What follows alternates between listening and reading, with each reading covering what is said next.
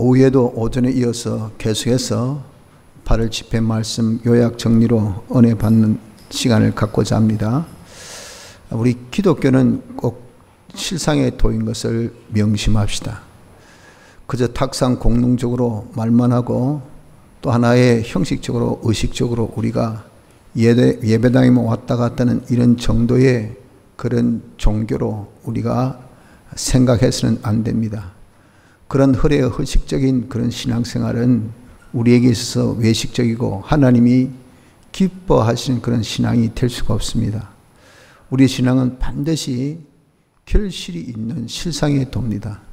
하나님의 말씀 듣고 깨달은 대로 지극히 작은 한 말씀이라도 우리가 살아야 됩니다. 진실되게 믿음을 가져서 이게 하나님 말씀이가 진짜가 정말 그것을 자기가 인정되어지면 작은 말씀이라도 한번 자기가 살아봐야 됩니다. 순종하면 하나님은 살아계신 신실하신 분이시기 때문에 살아계십니다. 역사하십니다. 그분은 거짓말을 하시는 그런 분이 아니시고 신실하신 분이시기 때문에 말씀대로 우리가 하면 반드시 하나님께서 역사하십니다. 역사는 하나님의 역사이기 때문에 사람이 하는 수준을 벗어나요. 이걸 두고 뭡니까? 기적이란 기적. 하나님은 그거는 아무것도 아니죠. 하나님께서 하신 전지, 전능의 역사는 이건 아무것도 아닌 한 사건, 한 역사지만 우리는 기가 막힌 놀라운 그런 기적의 역사가 나타나는 것이라는 겁니다. 또한 우리에게 표적을 보여주십니다. 우린 폼으로 다 믿는 그런 연약한 인간이기 때문에 하나님께서 우리에게 더욱더 믿음 사람에 되어지게 하기 위해서 믿지 아니한 자에게 보여주신 것이 이것이 표적입니다. 표적을 딱 보여주어서 우리 하여금 봐라. 네가 이래도 안 믿을래. 이래도 네가 하나님이 안 계신다 할래. 네가 이래도 하나님의 역사가 없다고 할 것이냐 하고 우리가 자연의 그런 위대함, 태풍을 한번 우리가 맞아보면 말이죠. 와, 자연의 힘이 이렇게 크구나. 이걸 느끼게 돼요. 여기서 우리는 이 자연을 만드신 창조주의 그런 위대함을 어렴풋이 자기가 가늠이 되어지는 겁니다. 이렇게 하나님께서 우리에게는 반드시 표적을 보여주십니다. 그래서 우리 믿는 사람은 어떻게든 좀 진실되게 하나님의 말씀, 특별히 주일날 우리에게 주신 말씀 한 말씀이라도 기억되는 말씀 있습니까? 자기 가슴에 와닿는 것이 있습니까? 자기가 어떻게 각오하고 결심한 것이 있습니까? 그것이 하나님이 우리에게 주신 그런 깨달음이요 은혜이기 때문에 그 말씀대로 한번 살아봅시다. 살면 하나님께서 반드시 역사하시는 역사, 기적과 표적 역사가 있으니 이것을 경험하고 체험하는 여기에서 우린 점점 자신이 지식으로 자라가게 됩니다. 자기에게 있어서 산지식, 즉 자기 경험 체험의 지식, 이 자기 지식으로 자라게 됩니다. 그 자기 지식은 하나님의 지식보다는 못한 지식이나 이 지식은 인간 모든 지식보다는 더 월등히 나은 지식이죠. 이런 지식이 우리를 하여금 자유케 하고 하나님 말씀대로 그대로 자기가 살 수 있는 그런 자유한 사람이 되게 하고 또 이런 지식으로 인해서 우리의 믿음이 더욱더 성장하는 그런 결과를 보게 되는 겁니다. 우리가 하나님의 몸된 그런 교회라고 말씀하시는데 하나님의 몸된 교회는 어떤 자라고 했습니까? 하나님의 충만으로 우리가 충만하여 만물에게 충만케 하는 자라 그랬잖아요. 그래서 우리가 교회 되어질 것을 오전에 주신 말씀인데 내가 하나님의 몸 되기 위해서 피와 성령과 진리대로 한번 살아보자 그 말입니다. 이 살아보면 반드시 하나님의 충만이 우리에게 옵니다. 속성적으로 또 자기 어떤 권위적으로 또 자기의 실력적으로 자기의 소유적으로 하나님의 충만함이 자기에게 오는 그런 경험을 반드시 봐야 됩니다. 안 보면 없으면 두 가지라고 그랬죠. 불택자이든 즉 다시 얘기해서 예수 안 믿는 사람입니다. 말만 예수 믿지 실상은 하나님께서 택한 사람이 아닌 사람이든지 안 그런 믿음에 순종에 부족이 있든지 둘 중에 하나입니다. 그래서 우리가 다 예수 믿는 사람은 택자인 것을 우리가 확신하니까 내가 불택자는 아니고 그런 어떤 결과가 없다 하면 믿음의 부족인 것을 알고 우리가 결실이 있기까지 한번 힘써보자 그 말이에요. 힘쓰면 반드시 이런 네 가지의 충만함이 자기에게 임하게 됩니다. 우리 생각에는 작은 것은 이것은 작고 큰 것은 크고 작은 것은 내가 할 수 있고 큰 것은 못하고 이렇게 분류를 딱 해놓습니다.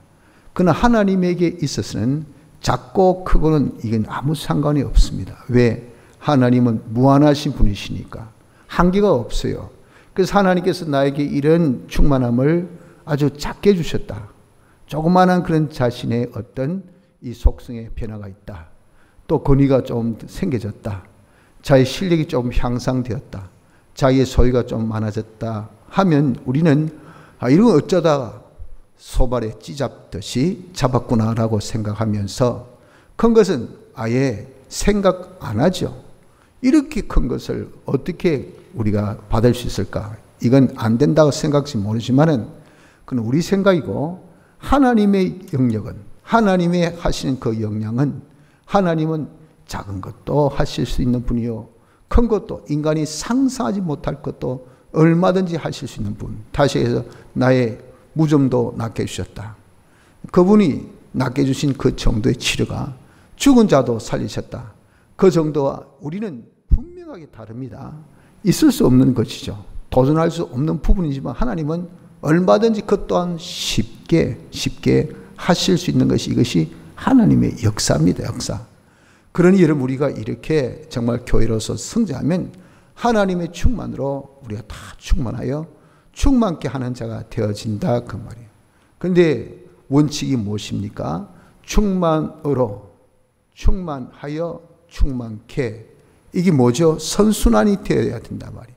그래서 충만하여 또 충만으로 충만케 충만하여 내가 이렇게 다른 사람에게 충만케 하는 일을 할 때 또 충만함이 우리에게 온다 그 말입니다. 내가 충만한 것은 다시 얘기해서 그리스도의 직을 행하는 겁니다.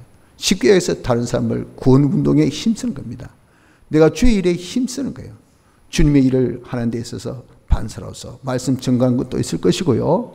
또 나가서 복음 전파하는 전파도 있을 것이고 다들 은혜 받을 수 있도록 여러분들이 봉사하는 봉사도 있을 것이라 그 말이에요. 또 우리의 예배 시간에 찬양하는 이 찬양 또 대표 기도하는 기도 우리가 주의 일에 많은 각양각색의 그런 것들이 있지 않습니까? 주님의 일을 하는 것이 결단코 헛되지 않다라고 말씀하셨잖아요.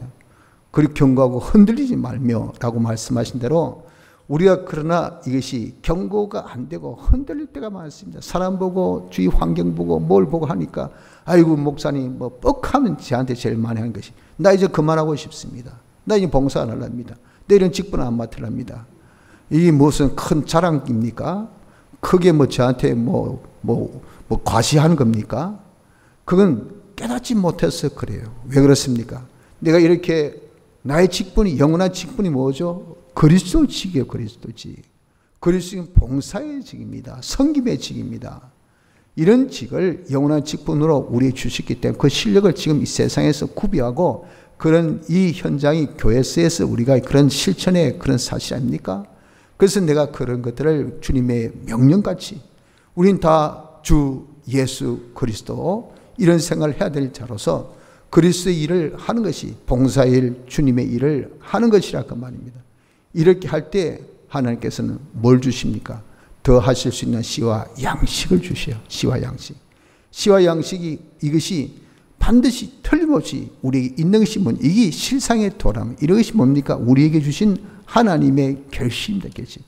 이런 것들을 왜 주십니까? 더 주의 일에 힘쓰라고 만물에게 충만케 한 일을 우리가 충만케 하라고 그래서 충만하신 주님의 충만이 우리에게 옵니다. 대신에 주는 것이 없으면 어떻습니까? 더 이상 올 수가 없어요. 왜? 적체가 되니까. 여러분들 나에게 있어서 이 생리적인 그런 이 활동이 활발하지 못해 보십시오. 먹고 그리고 배출하고 아주 기본적인 이 생리 활동입니다. 이런 것이 이것이 먹는 것이 잘못되었다든지 배출한 것이 잘못되면 이건 말이죠. 우리가 사람이 얼마나 힘들고 더 이상 성장이 있을 수 없죠. 거기서 자기가 살 수 있는 방법은 그 자리 머물러야 돼요. 거기 가만히 있어야 돼요. 가만히 있어서 들어온 것이 이것이 완전히 없어지기까지 있어야 되고, 이게 또 안 나가면요 더 이상 먹지를 못해. 얼마나 심각합니까? 이와 같이 우리가 산 식물이 움삭을 피고 열매를 맺어야 그 식물이 더 자라게 됩니다. 왜? 배출했으니까 더 빨아들인다고요. 요 원리입니다. 이게 뭡니까? 만물을 충만케 하는 자의 충만이니라. 하나님의 충만으로 충만하여 만물에게 충만케 하는 자의 충만입니다. 그래서 우리가 주님의 일을 힘쓰는 것은요, 하나님께 더 받는 방법이 된다는 것을 알고, 이것은 내가 교회니까, 교회에게 주신 그런 영원한 직분이니까, 이거 업이니까 그 업의 원리대로 우리가 주의 일에 힘쓰는 것을 자기가 해봐야 돼요. 해봐서 받아봐야 됩니다. 받아봄으로 인해서 이 원리가 맞다는 것을 깨닫고 기독교가 실상에 도는 것을 알아서 자신이 실질적으로 좀 열매를 맺을 수 있도록 좀 주의 일에 힘쓰는 자가 되라, 그 말입니다. 그렇게 우리는 경험 체험을 통해서 이 기독교는 실상의 도, 결실이 있는 이 도인 것을 우리가 알아야 됩니다. 그래서 우리가 결실 맺는 것 중에 제일 대표적인 이 결실이 무엇이냐면은 자기의 마음, 자기의 이런 행위, 자기 생활에 변화가 일어나는 거예요. 그러나 3살 버릇이 8까지 간다고 말씀한 것처럼 그것만큼 어려운 것은 또한 없습니다. 여러분, 농사 중에 제일 힘든 농사가 뭐라고 합니까? 자식 농사. 다른 사람에게 있어서 우리에게 제일 쉬운 농사는 뭐라죠? 자식 농사. 당신 자식 좀 잘 거쳐나세요. 좀 잘 교육시키세요. 뭐 왜 그렇습니까? 남의 말은 쉽게 하죠. 네 자식은 네가 어떻냐 말이에요. 그래서 그때는 자기 뭐랍니까? 자식 농사만큼. 요즘 애들 부모 말 듣는 그런 애가 어디 있습니까? 맞습니다. 그렇죠. 자기도 그렇지만 다른 사람도 마찬가지입니다. 이만큼 우리가 정말 자식 농사라는 것은 이것이 힘들다, 그 말이에요. 이런 힘든 것은 이건 누가 해 주셔야 됩니까? 하나님이 해 주셔야 되잖아요. 그것이 바로 뭡니까? 사람이 바로 되는 것, 즉 마음의 변화가 일어나야 돼요. 행위의 변화가 일어나. 이것이 아무리 자기가 쉬운 내 속에 난 자식이라도 이게 안 된다고요. 야, 밥 먹자. 밥 먹습니까? 밥 안 먹어요. 안 먹으면 지 손해지. 그런데 부모는 안타깝다. 밥 먹자 하니까 그 말 안 들어. 얼마나 고집 센지.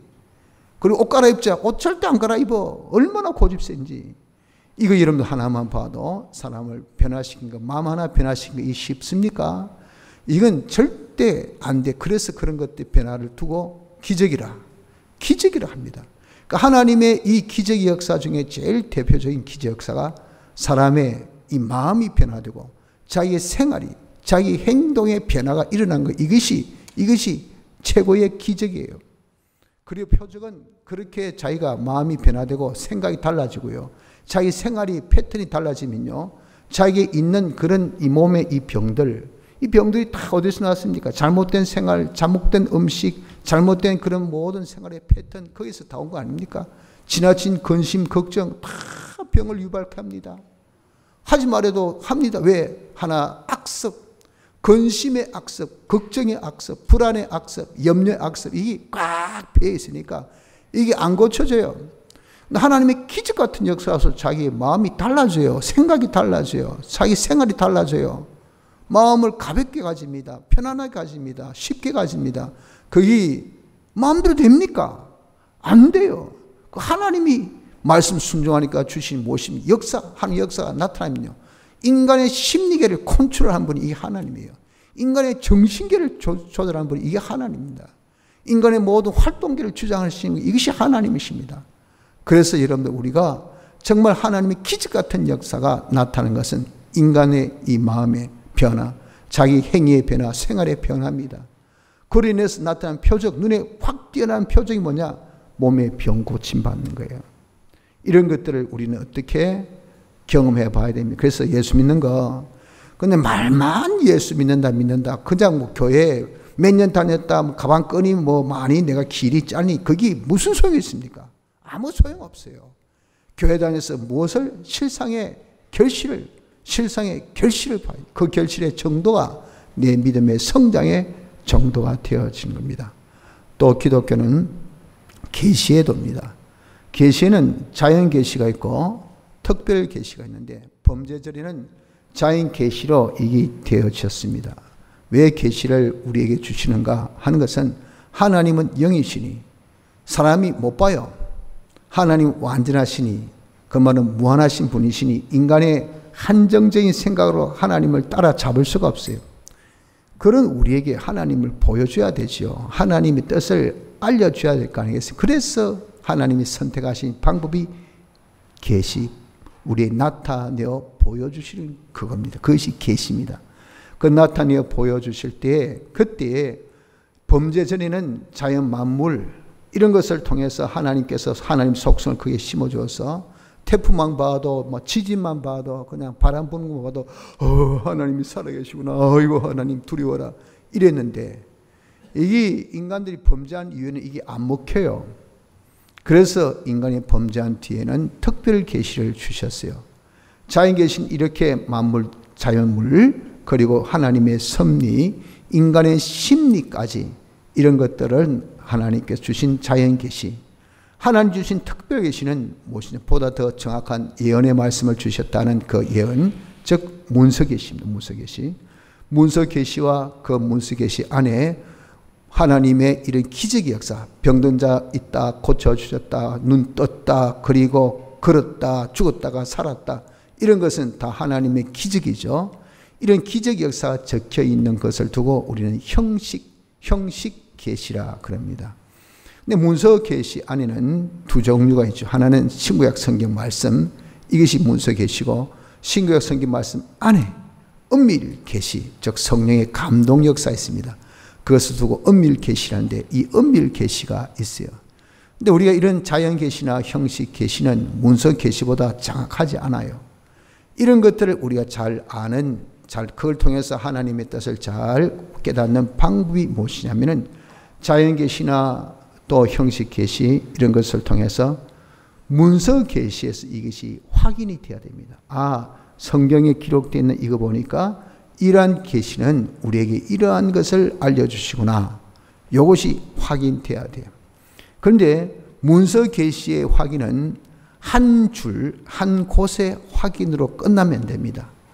그것이 적어도 두세네 곳에 그런 확증이 있어야 돼요. 그것을 두고 성경은 성경어로 해석해야 된다 이겁니다. 그래서 절대 여러분들 성경의 어떤 깨달음을 한 성구 가지고 여기에 이 단어 보니까 이건 이런 뜻이다. 천국은 바로 이런 곳이다. 그런 식으로 우리가 성경 해석하면 그런 자기 주장의 해석, 아주 위험한 해석입니다. 그런 해석이 그러한 뜻이 여기만 기록된 것이 아니고 다른 여러 군데에서 그것을 증거가 되어져야 돼요. 이것이 성경은 성경으로 확정이 되어져야 됩니다. 그래서 우리가 형식 계시나 문서 계시, 형식 계시나 자연 계시를 통해서 어떤 우리가 깨달음을 가졌습니까? 이거 보니까 이런 낙엽 떨어진 것을 보니까 이제 이 자기가 어떤 깨달음을 이야기하는 거죠. 그런 깨달음이 성경에서 그것이 딱 나타나야 되고 성경에서 한두 군데가 아니라 여러 군데 그것이 증거되어져야 되고 또 그런 깨달음이 교회에서 그것이 증거되어야 돼요. 이것을 두고 역사성. 역사의 교회, 초대교회, 중세교회, 그리고 종교개혁 때, 근세교회 때, 현대교회 이렇게 쭉 교회 때마다 그것이 그런 깨달음이 있어야 돼요. 그것에 대한 똑같은 깨달음이 있어야 이것이 깨달음의 역사성입니다. 또 깨달음의 공통성, 자기 혼자만이 그렇게 깨닫는 것이 아니고 여러 사람이 그런 깨달음이 같이 되어져야 돼요. 이 공통성입니다. 그래야 우리의 형식 계시 또 자연 계시, 우리의 자연 계시 중에 많이 우리가 참 여러분들이 친근한 것이 꿈 같은 거, 환상 같은 거죠. 꿈 그것을 통해서 하나님의 뜻을 알려줄 때가 있습니다만은 이걸 맹신해버리면 어떤 자가 됩니까? 극도의 신비주의가 되어버립니다. 굉장히 위험스러워요. 그러니까 어떤 꿈을 봤다, 이것이 영모이면 그 성경에서 그런 뜻을 우리는 찾아야 됩니다. 성경에서 그런 교훈을 우리가 자기가 알아야 돼요. 그러한 교훈이 한 곳에만 아니라 여러 곳에 그것이 증거가 되어져야 돼. 그리고 그것이 역사적으로 그것이 교회에서 그런 것을 주장되어진 것이고, 많은 사람이 그와 같은 깨달음을 가진 곳이 될 때 내가 꿈으로 인해서 가진 그러한 교훈이 바른 교훈이 되는 겁니다. 이해되셨죠? 이게 엄청나게 중요한 우리에게 주신 교훈입니다. 여러분, 우리 한국 교회는 상당히 꿈을 아주 중시 여기는 그런 이상스러운 경향이 많습니다. 그러나 꿈을 우리가 무시한 것도 이것도 지나친 거죠. 무시는 하지 말고, 그러나 또 너무 중시도 여기지 마십시오. 가장 중요한 우리에게 주신 계시는 신구약 성경 문서 계시인 것을 알고 문서 계시 속에서 확인되어지면 돼요. 자, 오늘 여기 오후 말씀 38년 된 병자의 병난 사건도 마찬가지. 이거 뭡니까? 우리에게 주신 형식 계시입니다. 형식 계시를 우린 단지 38년 된 병자가 병났다면 더 이상 말할 것이 없어요. 끝나버렸습니다. 그러면 그것이 우리에게 주신 계시가 아니죠. 이런 형식, 병난 사건을 통해서 우리에게 주신 뭐가 있다고? 교훈이 있습니다. 교훈, 구원의 도리. 그 구원의 도리를 우리가 이 시간 알아야 된다고요. 그 구원의 도리를 우리가 깨달았을 때 그것이 우리끼리 나만의 아이고 목사님이 그러시대 이래가지고는 안 된다. 그것이 어디에서 확인돼야 됩니까? 성경에서 그것이 확인이 돼야 돼요. 성경의 한 군데서만 아니 여러 군데서 그것이 확증이 되어져야 돼요. 이런 것들이 역사교회 속에서도 증거되어진 것이고 많은 사람의 깨달음이 똑같은 이런 깨달음을 가진 것이 되어져야 되는 겁니다. 이러한 교훈을 우리가 근본 집회를 통해서 받았습니다. 또 우리가 교회에서도 이 말씀을 여러 번 받았죠. 받았다. 그 교훈이 무엇인가? 38년 된 병자를 통해서 우리 주신 구원의 도리가 무엇인가 하는 것을 이 시간에 다시 한번 생각해 보면서 은혜를 나누려고 한다는 것입니다. 첫째, 교회 안에 많은 병자가 있음을 여기에서 보여줍니다. 이것은 무슨 말이냐면은 베데스다라는 이곳이 예루살렘 성문 근처입니다. 그런데 사람들은 그 근처를 두고 예루살렘 성이라 그렇게 통칭해요. 그냥 대충 마치 중앙 하면 우리는 저 서울에 삽니다. 서울 어디 산대요? 저 뭐 용인의 서울이 아니잖아요. 그런데 어디지요? 그는 서울 근교의 근교. 그럼 다 지금 우리는 뭐라고 칩니까? 서울에 산다 그래야 하는 것을 통한 거고. 그거 똑같습니다. 베데스다 목과 예루살렘이라 건데 예루살렘은 어떤 특성을 가지고 있습니까? 하나님의 성전이 있는 곳이죠.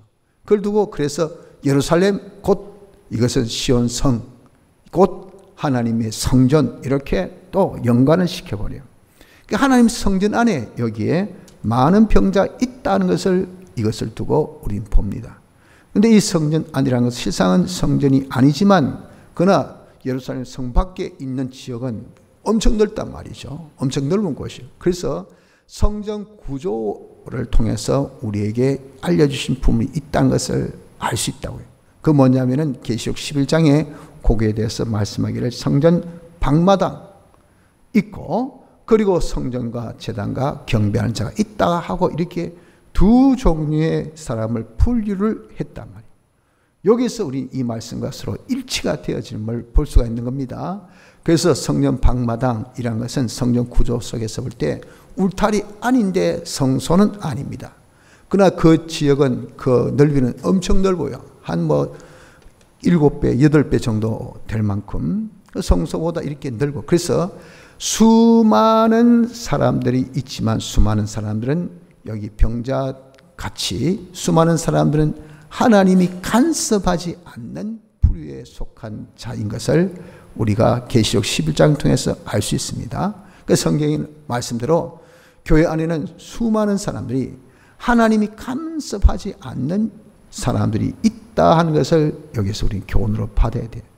하나님께서 간섭하지 아니하시고 그 하는 대로 하나님께서 사랑한 자는 책망하여 징계하신다 그랬잖아요. 이런 자는 징계가 없어요. 하나님의 간섭이 없어요. 그럼 우리는 그런 사람 보면서 시험이 듭니다. 다시 얘기해서 딜레마에 빠집니다. 저 사람은 줄도 안 지키고 예수 믿는 흉내도 안 내고 뭐 예수는 이름만 가지고 있는데 뭐 잘 되네. 근데 왜 우리는 안 되노? 희한하네. 뭐 진짜 하나님 살아계시긴 계시나? 하고 우리가 혼동이 또 딜레마에 빠질 때가 있다고 말이요. 그럴 때 이 말씀에서 아하, 이는 성전 하나님께서 밤마당으로 두셔서 간섭하지 않는 사람이라 하는 것을 알아야 됩니다. 하나님의 간섭이 없는 자, 이방인에게 두어서 이방인이 그냥 짓밟는, 이방인에게 완전 이용당하는 그런 자로 하나님께서 버려둔 그런 무리가 많다는 것. 어디 안에? 교회 안에. 또 하나는 소수인데 성전과 제단과 경배하는 자가 있다는 겁니다. 성전은 하나님 계시는 곳이죠. 하나님 모시고, 제단은 자기의 모든 것을 다 들여서 제물되어진 겁니다. 즉 우리의 가지고 있는 소유, 내 몸, 생명, 이거 다 주의 것인 것을 알아서 주님께 모든 것을 다 바쳐서 헌신하는, 주님께 드리고 사는 이런 사람이 제단 생활하는 사람입니다. 경배 생활한다는 것은 제사장이 거기에서 경배하죠. 백성들 대신해서 제사를 하나님 앞에 드립니다. 이것이 바로 경배하는 자. 제사장 뭐합니까? 중보 역사하는 것. 중보 역사 뭐죠? 복음운동하는 것. 즉 우리가 복음운동 위해서 힘쓰는 그런 자가 경배하는 자입니다. 이런 사람은 하나님께서 카운터 하나, 둘, 셋 간섭하는 사람이에요. 하나님 간섭하는 사람. 이런 자가 복이 있다 하는 것을 말씀하는 것이니, 이것을 여기서 우리는 베데스다 목과에서 많은 사람이 병자가 있었다 하는 이것을 통해서 깨달아야 할 그런 교리, 이치인 것입니다. 그래서 이런 우리는 예수 믿는 사람 중에서 하나님이 간섭하실 수 있는 이런 사랑하는 자가 되어지는 것이, 이것이 복이겠죠. 이것이 복입니다. 그래서 나는 그렇게 간섭할 수 있는 자가 되기 위해서 어떻게 해야 되겠습니까? 성전 생활을 하기를 힘써요. 하나님을 모시고, 이양지사 내가 예수 믿는 거 그냥 들러리 같이 왔다 갔다 그냥 이런 생활을 할 것이 아니라 하나님 모시고, 그래서 오전에도 하나님 교회가 되자, 몸이 되자 그랬잖아요. 하나님의 교회 될 수 있도록, 하나님의 몸이 될 수 있도록. 그러면 우리는 주의 것이에요. 주의 것. 주님의 대속을 입은 자이니까 주의 것인 것은 주의 종입니다. 주의 종이라는 것은 내 모든 것은 내 소유, 내 몸, 내 생명, 이거 다 주의 것인 것을 알고 주님께 드려져야 돼요. 왜 여러분 아낍니까? 왜 거기에 여러분 자꾸 자기가 셈을 하려고 합니까? 왜 거기에 가타부타 뭐 토시를 붙입니까? 이 내 건데 뭐 하기 싫은데 뭐 안 알아주는데 뭐 해봐야 무슨 소용이 있는데 뭐. 여러분 종이 뭐 있는데 그런데 그런 게 있습니까? 다 주인 것인데, 주인의 것은 주님께 바쳐야 돼요. 바친다는 개념이 없어요. 주인의 것입니다. 것. 자기는 주인이 그저 주서 자기가 단지 소지한 것밖에 없고, 그 소지한 것 주님이 쓰라 하실 때 주인 뜻대로 쓰는 것밖에 없잖아요. 그래 하면 어떻습니까? 더 많이 주신다 했죠. 오, 요놈 똘똘이네. 시킨 대로 잘하네. 이 내 완전 대리네, 대리. 그러니까 자기 재산 모든 것을 다 맡겨요. 이게 여러분 세상적으로 볼 때 어떻습니까? 세상적으로 이삭이 하나님께 복받아서 100배 되고 그 해 그가 100배에 쏴 그래서 졸지에 거부가 되었단 말이에요. 하나님께서 주신 축복으로 부자 되는 방법 아닙니까? 성공하는 방법 아니겠어요? 그것이 무슨 생활? 재단 생활하면 하나님이 이렇게 하나님께서 간섭하시니 이런 복이 오는 거예요. 또 경배 생활, 우리가 복음 운동을 위해서 다른 사람을 어떻게 하나님께로 좀 잘못된 것을 지적해주고 그것을 고쳐주고 그런 것들을 우리가 조화시키고 화합하는 중재생활, 중보생활, 이거 이러면 정말 샌드위치 같은 이런 사람, 중재 위치 있는 사람, 머리 아픕니다. 머리 아파. 힘듭니다. 힘들어. 이 중재라는 것은요, 그렇기 때문에 이게 결단코 쉬운 것은 아니지만 그 중재를 잘해서 두 쪽이 서로 화합되면은 그때 그 기쁨이나 또 그때 오는 그런 칭송이라는 것은 이루 말할 수가 없죠. 우리의 이 영원한 직분이 중재생활입니다. 중재생활. 즉 제사장의 생활, 우리가 인간 구원을 위해서 힘쓰는 생활. 이것을 여러분 우리가 힘쓰는 것은, 이것은 바로 하나님께서 하나님께서 그런 자는 기억에 둡니다. 마음에 두십니다. 그리고 간섭하시기 때문에 하나님께서 거기에 필요한 모든 충만한 것을 충만케 하시고, 그것으로서 없는 거 가지고 여러분 몸으로 떼어라, 알아서 해라, 이 하나님 사진은 없어요. 분명하게 자본을 딱 주시고 이거 가지고 하라 그런다. 그거 가지고 잘 쓰면요, 잘 베풀면 잘 사용하면, 잘 쓰면 하나님께서 더 주시면서 더 하라 그럽니다. 안 하면 소용없잖아요. 있으면 뭐가 됩니까? 자기 짐이 됩니다. 그러니까 사랑하기 때문에 어떻게 해줘요? 짐을 덜어줍니다. 야야, 니는 이제 딱 덜어 누워있는 게 제일 니한테 좋겠다. 그래서 사지 육신을 그냥 딱 그냥 덜어 눕게 만들어버려요. 건강 주니까 건강 가지고 주의를 안 하거든요. 그러니까 어떻게 됩니까? 가만히 있는 게 죄를 덜 지을 거 아니겠어요? 니 가만히 있는 게 움직임보다 더 낫다야. 돈 없는 게 니가 돈 있는 것보다 더 낫다야. 있는 돈 빼앗고 있는 지능, 있는 모든 체력 다 빼앗아 버리고, 그래서 그냥 기본 구원만 받은 자로 뜬그리 앉아가지고 눈만 띵그리 굴리고 앉아있는 이런 자가 되어줄 수밖에 없는 것이 하나님의 사랑입니다. 사랑. 왜? 경배하는 자가 안 됐기 때문에. 주의를 하라고 자본 주셔도 자본 안 쓰니까. 안 쓰면요 절대 안 자랍니다. 식물이 여러분들 이렇게 배출 안 하면요, 결실을 안 맺으면요, 움삭을 안 틔우면 그 식물은 절대 안 자랍니다. 그 모양 그대로 더 쭈그러들으면 쭈그러들었지 더 성장 없어요. 그래서 경배하는 거, 이런 자가 되어지기를 우리가 힘쓰는 자가 되어야 된다는 것을 이 교훈을 통해서 받아야 됩니다. 둘째, 주님이 어떤 자를 찾으시느냐 하는 것을 여기서 우리는 보아야 됩니다. 38년 된 병자를 찾으셨죠. 왜? 이유가 있습니다. 제일 병들었기 때문에. 그리고 이 자에게는, 이 자의 하소연에 의하면 아무도 나를 못에 넣어줄 사람이 없어요. 도와줄 리 없어요. 도와주기는커녕 전부 다 경쟁자가 돼서 방해꾼밖에 없어요. 라고 그렇게 주님이 내가 나고자 하느냐 할 때 그가 했던 항변입니다. 항변. 우리가 이런 형태가 있을 때 38년 된 병자를 찾으신 주님같이 우리를 찾으신다 그 말이에요. 그 주님을 끄는 방법, 내게 있어서 어떤 것이 메리트냐, 매력이냐, 주님께서 보실 때 아이고 저거 귀염둥이, 저거 아주 이쁘니, 저거 아이고 내가 가서 뭐라도 도와주고자 하는 자, 여성들이 모성애가 있죠. 그래서 어떤 자에게 마음이 많이 갑니까? 도와줘야 될 사람들. 이상하게 그런 사람에게 마음이 더 끌려요. 봐서 아주 힘이 있고 능력 있는 사람은 자기가 도와줄 게 없어요. 그러니까 그런 사람 별로 안 끌려요. 약하고 부족한 사람에게는 이게 끌립니다. 그런 사람들이 야, 저 사람 저렇게 뭐 가진 사람이, 저는 여성이 뭐 한다고 저렇게 보잘것없는 남자한테 저렇게 시집가고 저런 데에 끌리고 희한하네. 왜 그럴까요? 모성애의 본능 때문에 그런 거예요. 우리 주님은 이런 사랑의 본능이 계시기 때문에 우리 주님을 딱 내게로 끌 수 있는 방법이 뭘까요? 나의 무능을 깨달을 때 나는 아무것도 할 수 없습니다. 주님, 나는 이렇게 연약합니다. 저는 이렇게 부족합니다 하는 그 양이 많은 것만큼 주님을 끄는 양이 많아요. 그리고 주님, 나는 저는 흙수저입니다. 아무도 제 뒤에는 정말 도와줄 이는 아무도 없어요. 이게 주님을 끌 수 있는 아주 메리트가 충만한 그런 사람이에요. 나는 누구를 의지할 썩은 지팡이조차도 없습니다. 누구는 물속에 빠지면 썩은 지푸라기도 잡는다고 하는데 왜 하필 나에게는 썩은 지푸라기도 없습니까? 어찌 이렇습니까? 바로 이런 자를 주님은 찾을 수가 있어요. 이런 자에게 주님은 가실 수가 있고, 이런 자가 주님을 영접할 수 있는 자가 된다는 것. 그래서 여러분들, 교만한 자는 주님이 다 버리시고요, 겸손한 자를 찾습니다.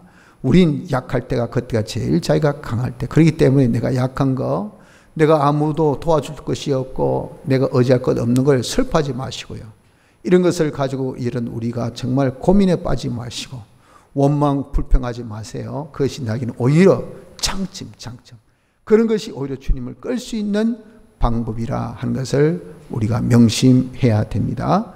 셋째는 구걸 생활하는 것을 여기서 우린 알 수가 있습니다.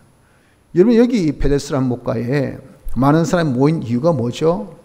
모인 이유는 하나입니다. 병 고치려고 있어요. 이들의 생활은 뭐였을까요? 병 고치는 생활을 했습니까? 전혀 그 생활과 아무 상관없이 무슨 생활했습니까? 구걸 생활에만 전념을 기울였습니다. 구걸. 하루하루 연명하는데, 일단 천사가 모세에 들어오면 물이 동하는데 그게 전설이지 사실이 아니잖아요. 아무리 기다려도 옵니까? 수십 년을 기다려도 안 옵니다. 그럼 혹시나 행여나 해서 더 있어야 되겠는데, 더 더 있으려면 뭐가 필요합니까? 먹어야지요. 그 자기가 지금 활동할 수 있습니까? 활동할 수 없어요. 그럼 어떻게 먹을 수 있습니까? 국을 밖에 없어요. 국을. 그래서 그 있는 모든 사람은 어디에 전념했습니까? 너무도 아이러니하게 병 고치려고 그 자리에 앉아 있는데 국을 생각만 하더라 요거예요. 이것이 우리에게 주신 교훈입니다. 여러분 우리도 다 예배당에 다니고 하는 것은 다 내가 병 고치기 위해서, 구원받기 위해서, 내가 구원하기 위해서, 하늘나라 준비하기 위해서 여러분 교회당에 오지. 그렇죠? 그러나 우리는 지금 무슨 생활에 힘씁니까? 교회당에 와서 예배를 드리면서 조차도 하나님을 믿는다고 하면서도 전부 다 하는 짓은 국을 생활에만 전념하고 있다는 것이 여기서 딱 알려준 도리와 똑같다 그 말이에요. 그 국을 생활이 뭡니까? 우리는 교회라는 것이 뭐라고 했습니까? 그런 말씀드리지만 하나님 충만으로 충만하여 충만케. 하나님 충만으로 그런 지가 어딥니까? 하나님이에요. 우리 하나님께 받습니다. 하나님께 받는 것으로 충만합니다. 더 이상 받을 여지가 없어요. 하나님께서 충분히 넉넉히 우리에게 주십니다. 그런 충만으로 우리가 딱 짜가지고 딱 충만케 하면 다음 어떻습니까? 넥스트 또 충만이 확 들어옵니다. 이것이 우리에게 이 삶의 원리예요. 원리. 그런데 하나님께는 안 받고요. 어디서 받습니까? 내가 줘야 될 이런 상대방, 피조물, 다른 사람에게 이것을 받으려고 합니다. 그 다른 사람 줍니까? 오만 짓 다 합니다. 오만 짓. 오만 행동도 하고 오만 수단 방법을 다 하는 그런 짓이 국을 합니다. 국을. 그래서 남한테 얻어서, 남의 도움 받아서, 남으로 인해서 남에게 혜택 받아서, 남에게 덕 받아서 살려고 하는 이런 정신, 이런 우리의 사상, 이런 우리의 생활, 이것이 한마디로 뭐죠? 국을 생활. 그래서 예수 믿는 사람이 국을 생활하는 것만큼 참 불쌍한 거 없습니다. 여러분 주면서 다 좋게 줍니까? 욕하면서 죽잖아요. 아이고 저건 진짜 빈대도 낯짝이 따는데 저는 어떻게 좀 미안함도 없고 어떻게 저러냐 사람이. 어떻게 저렇게 악하고 모지고 독하냐. 그냥 막 빈대도 아니고 그냥 흡혈귀도 아니고 거머리도 하고 딱 남한테 붙어가지고 쫙쫙 피만 빨아먹고 말이에요. 이런 소리 들으면서도 눈 하나 까딱 안 하고 사는 거, 그러면 아이고 인생 살아도 진짜 너무 불쌍하다. 안 그래요? 자기가 정말 풀택자로서 그래 살아도 불쌍한데 우린 택자로서 예수 믿는 사람, 하나님의 충만으로서 충만할 수 있는 하나님의 아들 된 이런 상속자임에도 불구하고 하나님께는 안 받고 인간에게 베풀어야 될 인간에게 자식 등쳐먹는 그와 똑같이 말이에요. 너무 과격한 표현을 써서 죄송합니다만은 그보다 더한 그런 아주 심한 말을 붙여야 되겠죠. 안 그렇습니까? 어떻게 이런 자식이 얹혀 사는 거예요? 거기 이보다 더한 소리가 있어야 될 거 아니겠어요? 이 애가 뭐 한다? 애한테 딱 들어붙어가지고 애 등쳐먹고 사는 그보다 더한 구글이 어디 있을까요? 이런 구글 생활 여기만 전념하니 이게 되겠어요? 그래서 이런 우리가 믿는 사람이 구글 생활하는 것이 이것이 제일 불쌍하고 불행인 것을 이것을 기억해야 합니다. 자, 그러면 이런 구글 생활에서 졸업하고 벗어나려면 뭐 해야 될까요? 자기 병 고치면요 거기 있을 이유가 없어요. 구글 생활 할 이유가 없습니다. 그러니까 우린 여기에서 병 고치기를 내가 낫고자 하느냐 말씀하신 것이 병 고치를 원하는 사람이 돼야 돼요. 병 고친 것이 이것이 자기의 불행에서 벗어나는 방법입니다. 구글 생활 안 할 수 있는 방법이에요. 자, 그런데 여러분들 우린 대부분 병이라고 하면 이 병을 육체 이런 질병만 생각하면 이게 여기서 교훈을 잘못 받는 그런 이 깨달음이 되는 겁니다. 성경에 이런 병 이야기할 때 우리가 다시 해서 내게 정상적이지 못한 거 이야기할 때 육체 이 병을 이야기합니까? 그런 것은 우리 병으로 치지도 않아요. 그럼 왜 인간은 하나님에서 죽는 것이 사실이기 때문에 점점 가면 노쇠해야 돼요. 노쇠해야 되는 그 자연의 법칙인데 그게 뭐가 그렇게 문제입니까? 육체의 병, 그런 것은 병도 아닙니다. 여기서 말씀하고 있는 성경에서 말씀하고 있는 병은 사람병입니다. 사람병.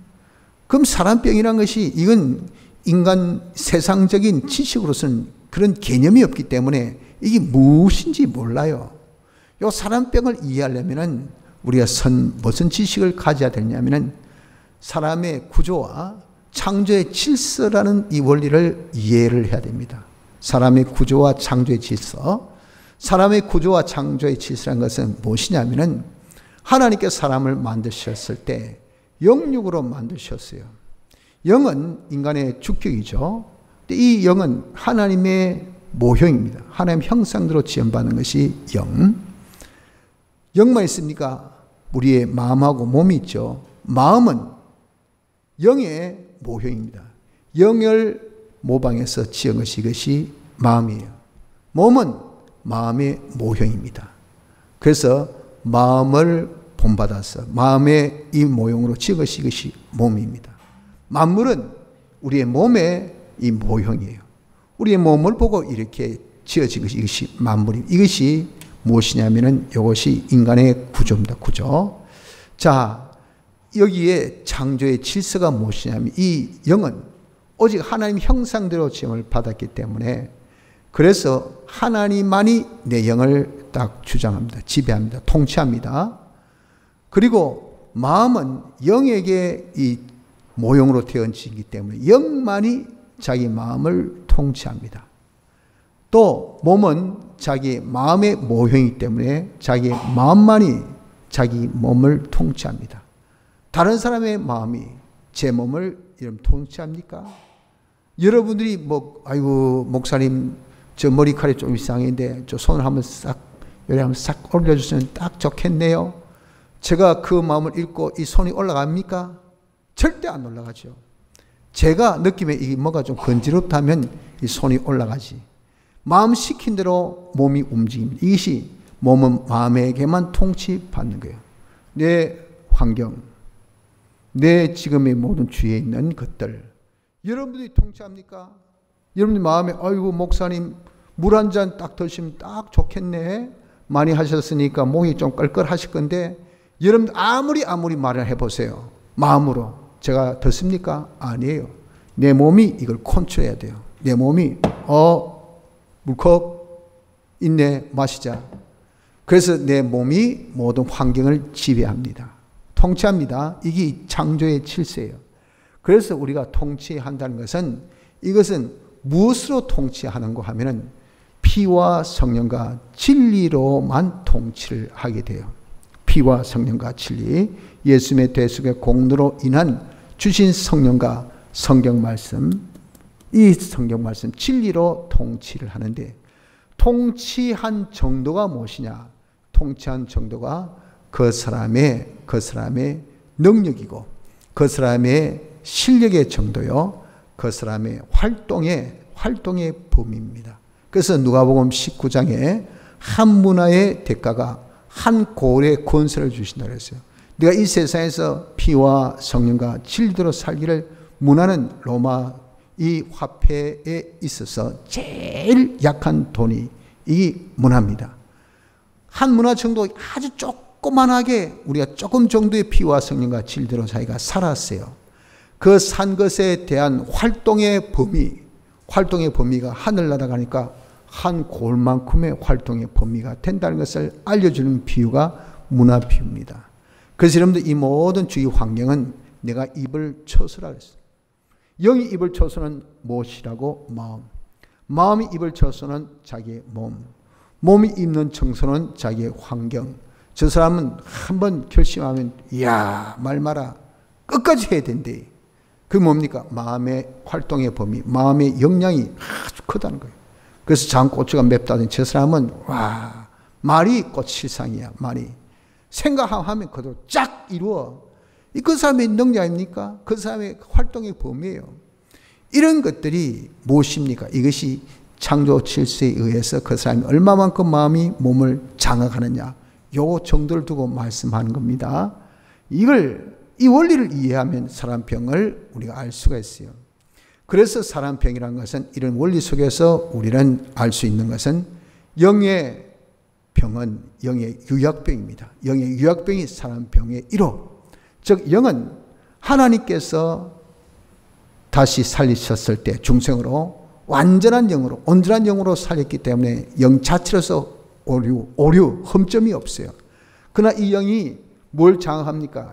자기 마음이 몸을 장악하죠. 이 마음이 말을 안 들어요. 그게 뭐냐? 영이 능력이 없다, 유약하다, 장사하지 못했다라고 하는 것이니 이것을 두고 영의 유약병이라고 합니다. 그 다음에 마음의 병이 있어요. 마음의 병이 피와 성령과 진리로 화되지 못한 것. 이런 것이 바로 뭐냐? 마음의 병입니다. 예를 들어서 내가 미움의 마음이 있다, 시기의 마음이 있다, 질투의 마음이 있다, 분노의 마음이 있다, 또한 내가 근심이 있다, 염려가 있다, 두려움이 있다, 불안이 있다. 이건 성경에 전부 다 그만 마음들. 그만 마음들만 가득 차 이게 마음이 병들어서 그래요. 이것을 두고 마음병. 몸의 병이라는 것은 무엇이 몸의 병이냐면은 내 몸이 피와 성령과 진리대로 행하지 않는 것. 그것을 두고 악습이랍니다. 악습. 악습이 그것이 자기 몸의 병입니다. 노름하는 그런 습관, 술 먹는 습관, 입만 벌리면 욕하는 습관, 몸함 뒤에서 백파이팅하는 남 욕만 실컷 해드는 그 여러분들 참 고질적인 나쁜 습관이에요. 나쁜 습관. 왜 합니까? 이게 안 하면요 사람이 밥맛이 없어요. 입이 건질거려.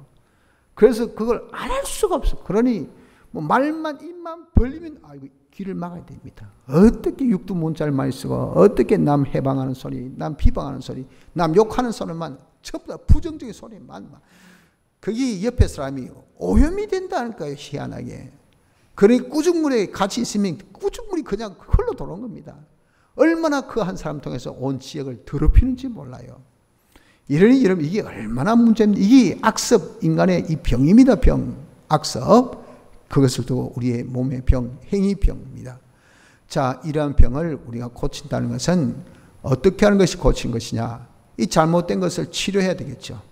그리고 없는 것은 자기가 성장케 하는 것. 즉 피화, 성령화, 진리화로 자꾸 성장시킨 것이 이것이 병 고친 것이고 그리고 더럽혀져 있는 이런 모든 것들은 전부 다 치료하는 것. 이것이 바로 뭐냐? 사랑병 고친 것입니다. 그래서 우리가 사랑병 고치기 원한다고 하는데 주님은 그 병을 고치기를 어떻게 고치라고 했습니까? 그 방법이 마지막으로 하신 말씀이 내가 일어나 자리 들고 걸어가라 했잖아. 일어나는 것은 현시에서 주님께서 우리에게 명령하신 그 명령입니다. 그 명령대로 우리가 순종하는 거예요. 그리고 자리 들고 이 자리는 옛날에 늘 쭈그리 앉았던 자리, 먼 자리, 구걸했던 자리, 다른 사람에게 도움받았던 자리, 다른 사람을 우리가 다 해쳤던 자리입니다. 그런 자리를 이제 덜어야 돼요. 그게 과거 우리 생활입니다. 이제는 그런 생활을 청산하고 내가 교회답게 하나님의 성전답게 다른 사람 도와주고 이익 주고 베풀어 줄 수 있는 이런 삶으로 자기가 바꿔야 돼. 여기 뭡니까? 인간병 고치는 두 번째 순서. 걸어가라. 이런 생활을 주님 뜻대로 순종하며 자기의 과거 생활을 청산해서 이제는 내가 다른 사람 도움으로 살지 않고 다른 사람의 은혜를 끼치는 이런 사람으로 살기를 계속하는 자가 될 때 여기 병 고치는 방법이 됩니다. 성도 여러분들 이렇게 우리가 자기의 병을 고친 자가 되는 것이 뭡니까? 하나님의 기적 역사로서 이 사람병 고침받고 또한 표적 역사로 이렇게 사람병 고침받으면 나중 이 38년 된 병자가 즉시로 나음받은 것처럼 우리의 이런 육체의 병도 말이죠. 사람병 고치면 그냥 생활만 바꿔지고 먹는 것만 여러분 정확하게 잘 먹어도 다시 식사 이 시간만 잘 지켜도 뭐가 없어집니까? 위장병 이거 없어집니다. 없어져요. 그런데 왜 약 먹어도 위장병 안 났습니까? 생활의 패턴이 안 바뀌어요. 안 바뀌어요. 항상 밤에 잘 시간에 뭐 출출하대요. 위장약 먹고 위장이 좋으니까 이제는 괜찮다 싶어가지고 또 그냥 밤 잘 시간에 먹기 시작합니다. 그러면 또 위가 달라요. 절대 생활 패턴이 고쳐지지 않는 이상은 그 사람이 이 육체의 병이 안 고쳐집니다. 사람병이 고쳐지면 그 표가 뭡니까? 이런 병은요 그냥 쉽사리 씩씩씩씩 없어져요. 그러니 이것이 뭡니까? 이게 표적입니다. 표적. 이런 표적을 통해서 뭐가 될까요? 나에게는 믿음의 증거가 되고 다른 사람에게는 정인의 역사를 할 수 있는 것을 말씀합니다. 성도 여러분들, 우리 기독교는 진실에 도는 것을 알고 우리가 근본에 하는 말씀으로 순종해서 좀 기적과 표적의 역사를 우리가 보도록 합시다. 그것에 대한 대표성이 뭐랬죠? 사람병 고치는 기적, 우리의 육체의 병 낫는 그런 표적, 이것을 우리가 봄으로써 믿음의 증거가 되고 다른 사람의 정인의 노릇을 할 수 있는 진실된 신앙인으로서 살 수 있는 은혜가 있으시기를 바랍니다. 다 같이